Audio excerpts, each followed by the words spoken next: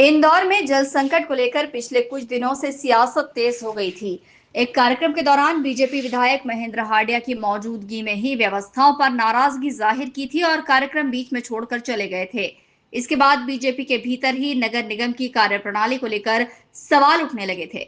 लेकिन अब तस्वीर बदलती नजर आ रही है। विधायक महेंद्र हांडिया और बीजेपी नगर अध्यक्ष महापौर निवास पहुंचे, जहां जल वितरण व्यवस्था को लेकर चर्चा हुई।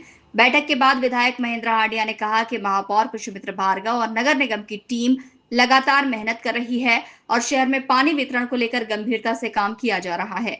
हालांकि विधायक ने यह भी कहा कि जनता में पानी को लेकर नाराजगी बनी हुई है, लेकिन महापौर ने 2 से 3 दिन के भीतर समस्याओं का समाधान का भरोसा दिलाया है। नहीं ऐसी क्यों मेरे इंदौर के महापौर में विधायक मिलने नहीं। अरे नाराजगी मेरी नहीं, जनता की तो बात हो गई मेरी, वो समस्या दूर करते हैं। नहीं अब वो जो बात हो गई 1 दिन में उसी रिजल्ट आएंगे उसको 2-1 दिन में। महापौर पुष्पमित्र भार्गव ने कहा कि कुछ गलत जानकारियों और भ्रम की वजह से हालात बने थे, लेकिन अब सभी मुद्दों पर विस्तार से चर्चा हो चुकी है। उन्होंने कहा कि नगर निगम लगातार जल वितरण व्यवस्था को बेहतर बनाने के लिए काम कर रहा है और जहां दिक्कतें हैं वहां तेजी से सुधार किया जा रहा है। अरे हमारे विधायक जी बहुत सम्माननीय हैं, वो तो समय समय पे मेरे घर चाय पीने आते रहते हैं। आज भी वो चाय पीने आए और उन्होंने कहा भी कि उनको कोई विषय जो था गलत ब्रीफ हो गया था।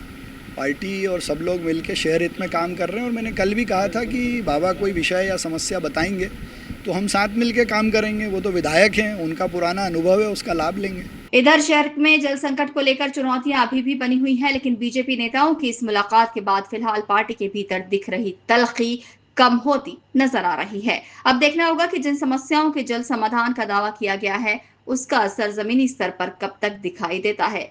Bureau report, INN news, Indore.